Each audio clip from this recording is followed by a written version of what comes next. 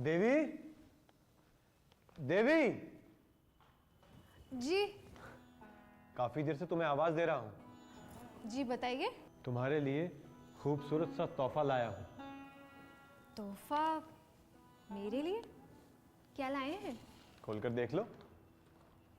तुम्हारे लिए गाउन लाया हूं। अच्छा, देखें तो जरा कैसी गाउन है।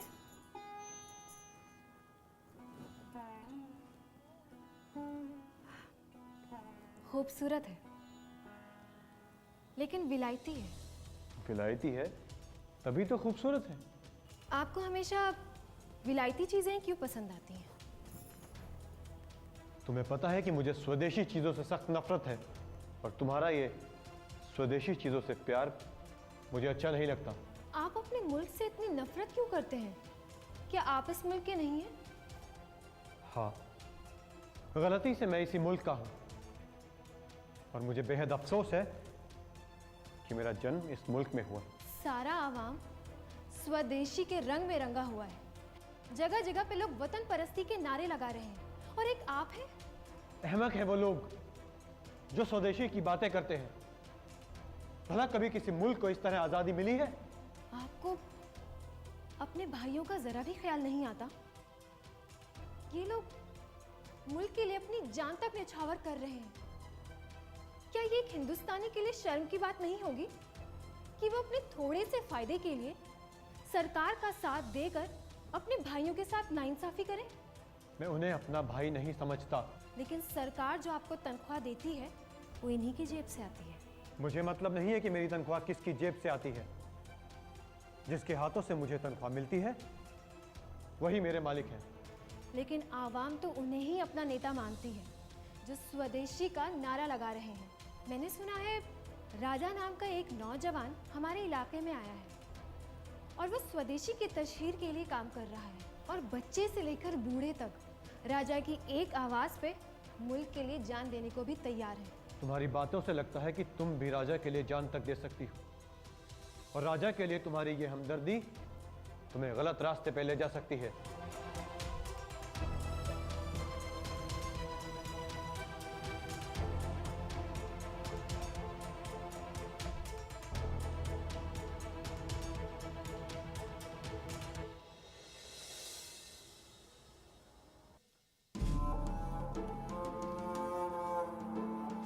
अब हमारे पास एक ही रास्ता बचा है कि दूसरे शहरों की तरह अपने भी इस शहर में विलायती सामानों की होली जलाई जाए, और ये बात पूरे शहर में ऐलान कर दी जाए कि जिनके पास विलायती सामान हो उनको जलाया जाए, और ये काम वो लोग खुद करें जिनके घरों में विलायती सामान है, और इस जलसे में ज्यादा से ज्यादा लोग इकट्ठे हों।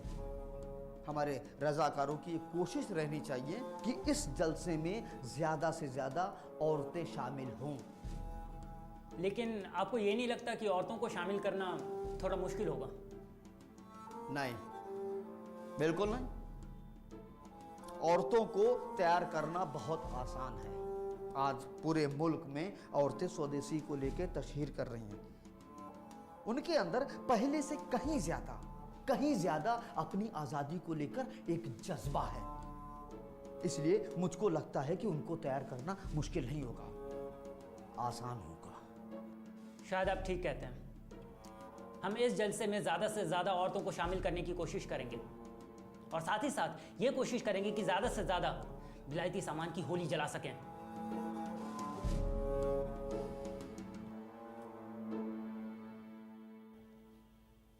लो मनोज, चाय लो। मैंने सुना है कि विलायती सामान की होली जलाई जाएगी, और वो भी हमारे घर के सामने वाले चौक पर। पता नहीं लोगों ने क्या तमाशा बना के रखा। जब मर्जी आएगी विलायती सामान की होली जलाने लगेंगे। हाँ, हो तो यही रहा है। सच कहूँ तो हालात ही कुछ ऐसे होते जा रहे हैं। समझ नहीं आता कि ये आवाम को क्या हो गया। इन लीडरों के चक्रों में पड़ के लोग अपने ही घरों का सामान जलाए जा रहे हैं। मैं तो कहता हूँ इन सब लोगों को पकड़कर जेल में डाल देना चाहिए, तभी इनकी अक्ल ठिकाने आएगी। पर जेल जाने से डरता कौन है? जेल जाने को तो ये लोग अपनी जीत मानते हैं। कहते हैं कि मुजाहिद लोग ही जेल जाते हैं। मुजाहिद? कैसे मुजाहिद? जो लोग अपनी ही सरकार के खिलाफ खड़े हैं वो मुजाहिद नहीं, मुजरिम कहलाते हैं। ये लोग सरकार के खिलाफ नहीं हैं, ये तो सरकारी हुकूमत की गलत पॉलिसियों और गुलामी के खिलाफ है। देवी, अंग्रेजी सरकार की बदौलत ही यहाँ इतनी तरक्की हो पाई है, वरना आज तक यहाँ पे जंगल राज चल रहा होता। कम से कम हम आज़ाद तो होते। श्याम, तुम इन लोगों को नहीं जानते। ये लोग आज़ादी के लिए क्या कुछ नहीं कर रहे हैं। चाहे कुछ भी कर ले, लेकिन अंग्रेज सरकार का मुकाबला नहीं कर सकते। हाँ, लेकिन इनके जलसे का लीडर राजा, वो बड़ा ही मकबूल आदमी है। वो कुछ इस तरह से बातें करता है कि आवाम के दिल तक पहुंचती है और लोग उसकी बातें मानने पर मजबूर हो जाते हैं। इतनी पुरतासीर तकरीर करने वाला आदमी मैंने आज तक नहीं देखा। जब पुलिस की लाठियाँ पड़ेंगी तो सारा असर खत्म हो जाएगा। आपसे और उम्मीद भी क्या कर सकते हैं? राजा की तारीफ पूरा शहर कर रहा है। ऐसे में आप जैसे कुछ लोग अगर उसके खिलाफ भी हैं तो इससे राजा और होने वाले जलसों को कोई फर्क नहीं पड़ेगा। तुम तो इस तरह बात कर रही हो जैसे जलसे की सारी कमान तुम्हारे ही हाथ में है। कमान हाथ में नहीं है तो क्या हुआ? मैं इस जलसे का हिस्सा तो बन ही सकती हूँ। खबरदार, जो तुम वहां गई तो मुझसे बुरा कोई नहीं होगा। वहां जाना तो दूर की बात है, तुम इस खिड़की से उस जलसे की तरफ देखोगी तक नहीं। मैं कांग्रेस के जलसे में जरूर जाऊंगी। मेरे मना करने के बावजूद? हाँ, मैं जाऊंगी। लेकिन मैं नहीं चाहता कि तुम वहां जाओ। हाँ भाभी जी, आपको वहाँ नहीं जाना चाहिए। और वैसे भी कल हमें फ्लावर शो में जाना है। नहीं, मैं फ्लावर शो में नहीं जाऊंगी। अगर आप मेरी परवाह नहीं करते तो मेरा मजहब भी मुझे आपकी हुक्म की बजावरी की इजाजत नहीं देता। सोच लो, इसका नतीजा बहुत बुरा होगा। नतीजे की मुझे फिक्र नहीं है। ईश्वर नहीं है आप मेरे। मैं कल जलसे में जरूर जाऊंगी।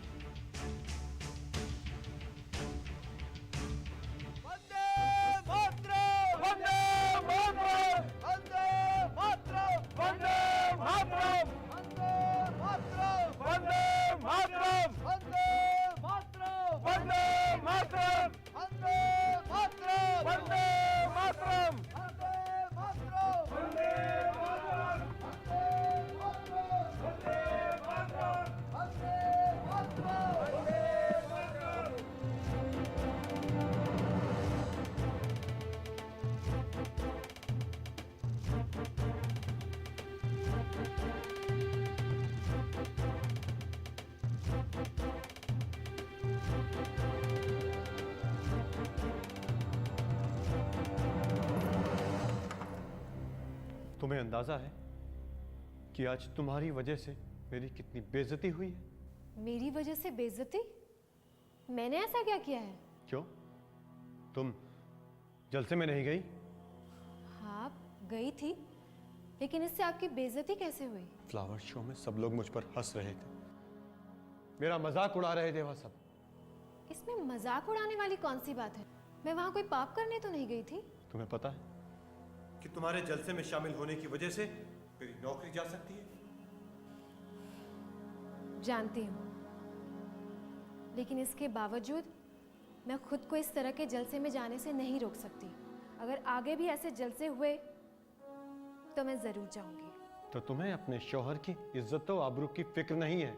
है, लेकिन मुझे अपने मुल्क की इज्जत और आबरू की ज्यादा फिक्र है। मैं राजा जैसे लोगों को ज्यादा बेहतर मानती हूँ, जो अपने जाती मफाद से ऊपर उठकर मुल्क की आज़ादी के लिए लड़ रहे हैं। तुम्हारे इस जलसे में शामिल होने की वजह कोई और ही वजह लग रही है। मतलब ये कि जलसे में शामिल होने तो सिर्फ एक बहाना है। तुम वहां राजा के लिए जाती हो। जी, शर्म आनी चाहिए आपको ऐसी बातें करते हुए। अपनी बीवी के किरदार पे कीचड़ उछाल रहे हैं। आज तो मुझे आपको अपना शौहर कहते हुए भी शर्म आ रही है। मुझे भी शर्म आ रही है तुम्हें अपनी बीवी कहते हुए।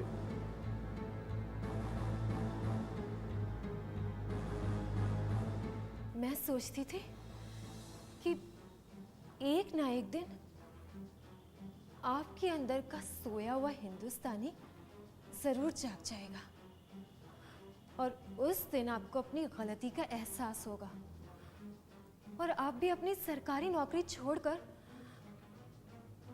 आजादी की इस लड़ाई में शामिल हो जाएंगे। और उस दिन मैं भी सर उठा के फक्र से कहती कि मैं एक सच्चे मुल्क परस्त की बीवी हूं। लेकिन अफसोस, अब ऐसा कभी नहीं होगा। मेरी बात को समझने की कोशिश करो देवी। मैं बुरा आदमी नहीं हूं, मेरी भी कुछ मजबूरियां हैं। ये जीवन, जिंदगी की जो ये सहूलतें हैं, ये सब उसी सरकारी नौकरी की वजह से ही है। और तुम्हारी जरा सी एक गलती की वजह से ये सारी सहूलतें हमसे छिन सकती हैं। आप हमेशा से तो इतने खुदगर्ज नहीं थे। कभी अपने मफाद से बाहर निकलकर सोचिए। कभी सोचा है उन लोगों के बारे में जो मुल्क के लिए अपनी जान हथेली पे लिए घूम रहे हैं, सिर्फ इसलिए ताकि आने वाली नस्लें आजाद हवा में सांस ले सकें। कभी उन माओं के बारे में सोचा है जो अपने बेटों को हंसते हंसते सूली पर चढ़ते हुए देखती हैं? उन बेगमात के बारे में सोचा है जिन्होंने अपने खाविंदों को फांसी पर चढ़ते हुए देखा है? उन बहनों के बारे में सोचा है जिनकी राखियां आज भी उनके भाइयों के कलाई का इंतजार कर रही हैं? ये सब बातें सिर्फ कहने में ही अच्छी लगती हैं। जब जिंदगी की तल्ख सच्चाइयां सामने आती हैं तो बातों से पेट नहीं भरता, पेट खाने से ही भरता है। और ये सब हमें सरकारी नौकरी ही देती है।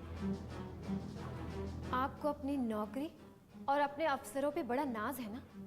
कभी सोचा है कि इन लोगों ने आपको नौकरी से हटा दिया तो क्या करेंगे?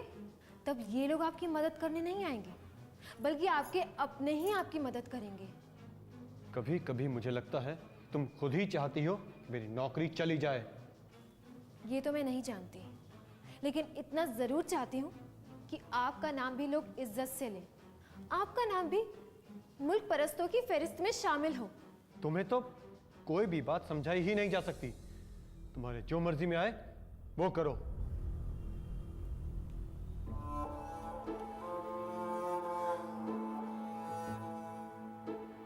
आप बदलेंगे शाम, जरूर बदलेंगे। और आप उस दिन बदलेंगे जिस दिन आपके आका आपको बेइज्जत करेंगे।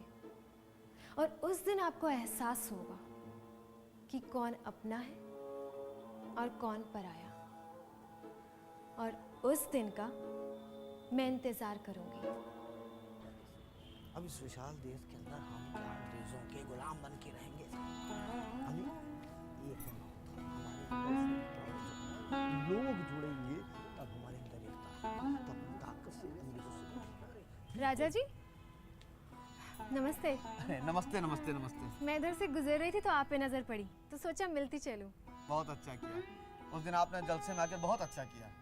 इसके लिए मैं आपका शुक्रिया अदा करने के लिए आपके घर आने वाला था। शुक्रिया? मेरा किस लिए शुक्रिया? भाई आप हमारे यहाँ जलसे में आए, आपने जलसे में आकर अपनी हौसलामंदी जो दिखाई, भाई हमारे लिए तो आप जैसी औरतों की हिस्सेदारी बहुत ज़रूरी है। आप उस दिन जलसे में आए तो वो तमाम औरतें जिनके शौहर सरकारी मुलाजिम हैं आपसे बहुत मुतासिर हुई और इसके लिए हम आपका तहे दिल से शुक्रिया अदा करते हैं। इसमें शुक्रिया की कोई बात नहीं। मैं तो इस तरह के तहरीकों में शामिल होना चाहती हूँ, लेकिन मेरे शौहर। मैं जानता हूँ कि आपके शौहर एक सरकारी मुलाजिम है और इस तरह के जलसों में शामिल होना आपके लिए बहुत मुश्किल होगा। जी, लेकिन मैं हर जलसे में शामिल होना चाहती हूँ, भले इसके लिए मुझे अपना घर बार क्यों ना छोड़ना पड़े। आज आपके भीतर ये हुब्बुल वतनी का जज्बा देखकर बहुत खुशी हो रही है और मैं पूरे यकीन के साथ कह सकता हूं कि आज पूरे मुल्क की औरतों में ये जज्बा देखने को मिल रहा है और यही जज्बा एक दिन हमें देश की आज़ादी के रास्ते पर लेकर जाएगा। लेकिन फिर भी मैं कुछ नहीं चाहता हूं ऐसा कि आपको ऐसा कदम उठाना पड़े जिसमें आपको घर छोड़ना पड़े। भाई इससे हमारी तहरीक पर असर पड़ता है और लोग बात क्या कहेंगे, यही कि हम लोगों के घरों को तोड़ रहे हैं। नहीं, ऐसे नहीं। आप कितना अच्छा सोचते हैं। और अपने शौहर को समझाने की कोशिश कीजिए कि वो आज़ादी के मतवालों का साथ दें। कोशिश करती रहिए, मुझे यकीन है कि एक ना एक दिन उनको ज़रूर समझ में आएगी। जी, मैं तो अपनी तरफ से उन्हें समझाने की पूरी कोशिश कर रही हूँ, लेकिन आप लगातार कोशिश करती रहिए। मुझे मौका मिला तो एक दिन मैं आपके घर ज़रूर आऊँगा। जी ज़रूर। अब मैं चलती हूँ, फिर मिलूंगी। नमस्ते। नमस्ते। तो समझे, ऐसे लोग अगर हमारे साथ जुड़ते हैं तो हमारी ताकत बढ़ेगी, और एक बार हमारी ताकत बढ़ गई ना तो फिर तुम देखना ब्रिटिश हुकूमत का मुंह तोड़ जवाब देंगे, उनको यहाँ से हम भगाएंगे। बस तुम अपने कुछ दोस्तों के साथ कुछ लोगों को इकट्ठा करो ताकि हम लोग जगह जगह जाके, शहर शहर गांव गांव जाके आज़ादी की अलख को जगा सकें।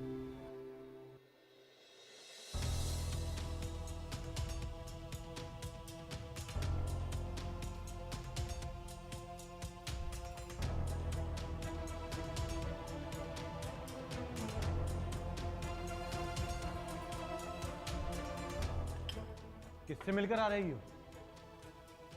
किससे मिलकर आ रही हूँ मतलब? मैं तो यहीं पास से सब्जी लेने गई थी। सब्जी लेने गई थी या? सब्जी लेने गई थी तो अचानक राजा मिल गया रास्ते में।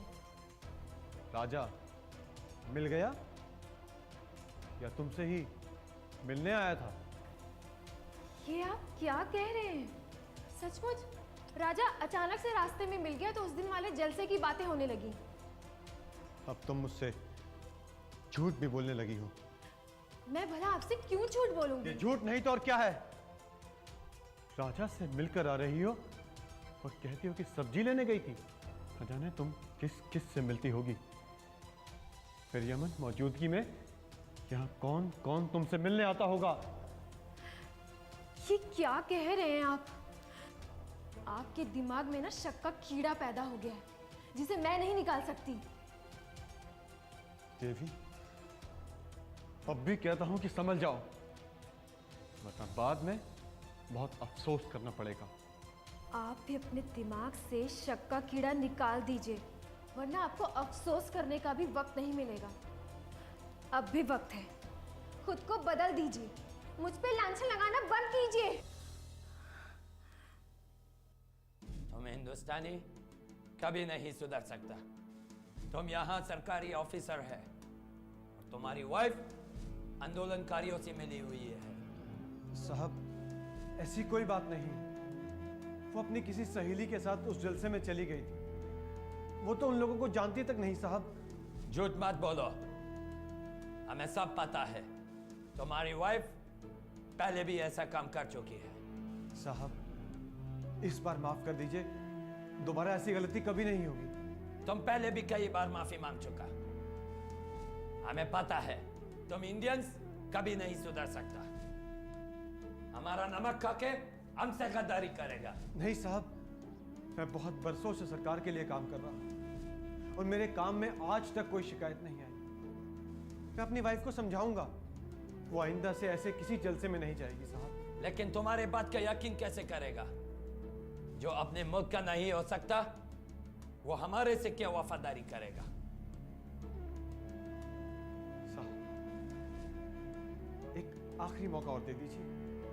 ठीक है, तुम्हारी नौकरी बच सकती है, लेकिन उसके लिए तुम्हें हमारा एक शर्त मानना होगा।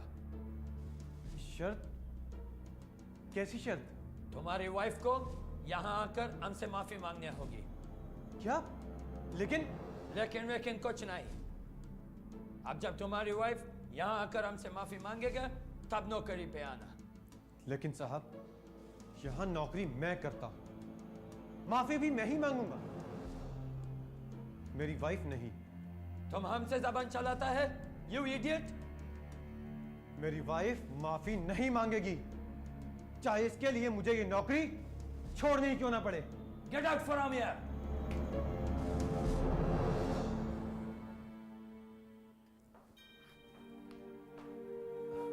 नमस्कार माधव बाबू। नमस्कार श्याम बाबू, आइए आइए बैठिए।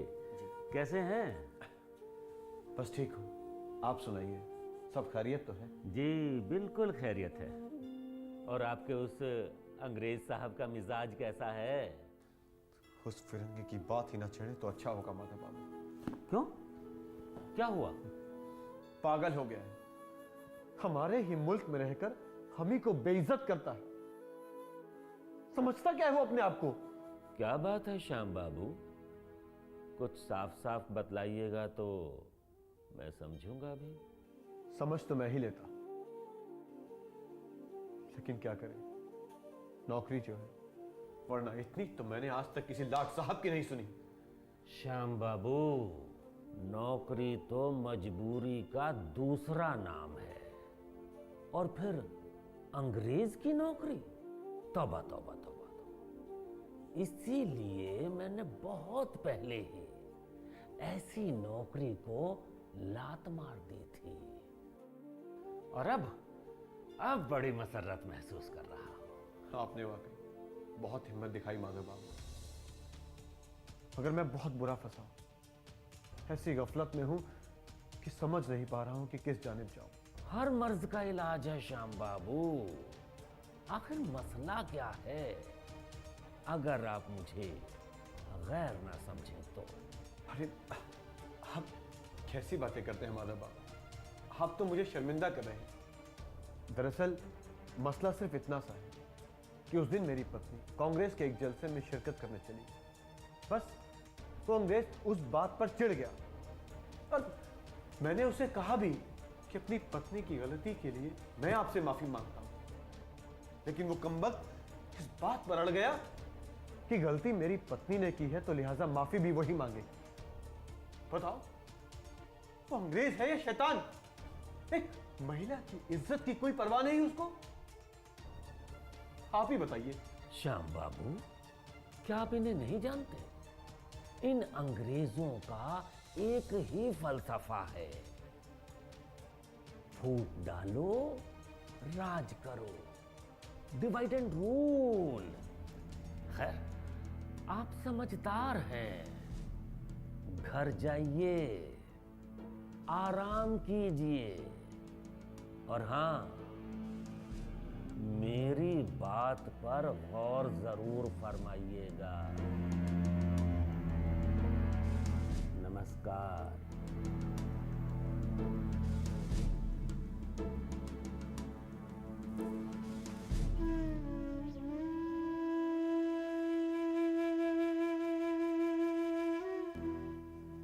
क्या हुआ? बहुत परेशान लग रहे हैं। ऑफिस में कुछ हुआ है क्या? कुछ नहीं, बहुत कुछ हुआ। बहुत कुछ हुआ है तो फिर मुझे नहीं बताएंगे? आओ इधर बैठो।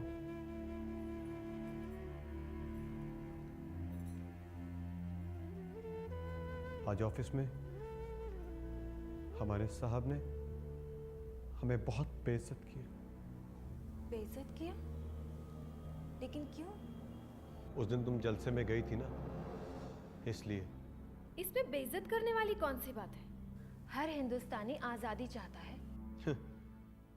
लेकिन वो लोग हिंदुस्तानियों को अहमक समझते हैं।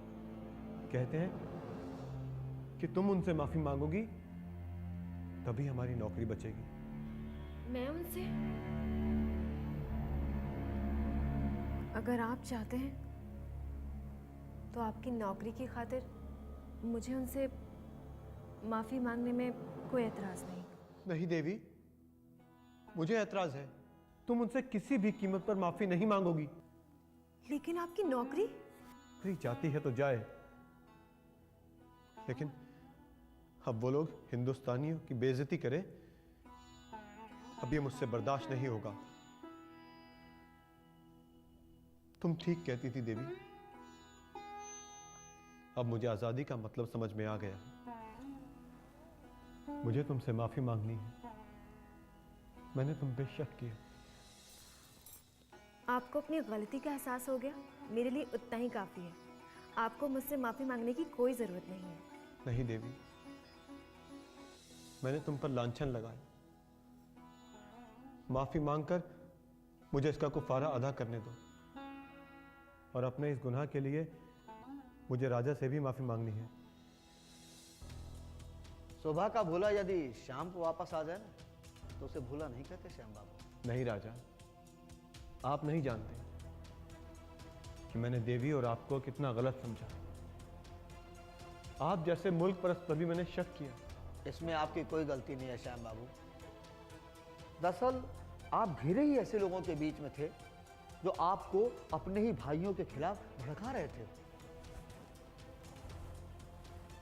हाँ, आप सही कहते हो राजा। अब तक मेरी आंखों पर खुदगर्जी का नकाब चढ़ा हुआ था। आप दोनों की वजह से यह नकाब अब उठ चुका और अब मैं भी मुल्क की आज़ादी में शरीक होना चाहता हूँ। ये तो बहुत ही खुशी की बात है कि आप जैसे लोग इस लड़ाई में शरीक होंगे। अरे इससे तो हमारी लड़ाई और भी ज्यादा मजबूत होगी। और आपकी इस लड़ाई में शामिल होने से सबसे ज़्यादा खुशी मुझे होगी। और तुम्हारी खुशी में ही मेरी खुशी है। और ये मुल्क के लिए भी बहुत ही खुशी की बात है कि आप लोग इस तहरीक में शामिल हैं। हाँ, अब मैं सच्चे दिल से इस तहरीक से जुड़ूंगा और मुल्क की आज़ादी की लड़ाई आखिरी दम तक लड़ूंगा। और अब मैं भी सर उठा के फख्र से कह सकती हूँ कि मैं एक सच्चे मुल्क परस्त की बीवी हूँ।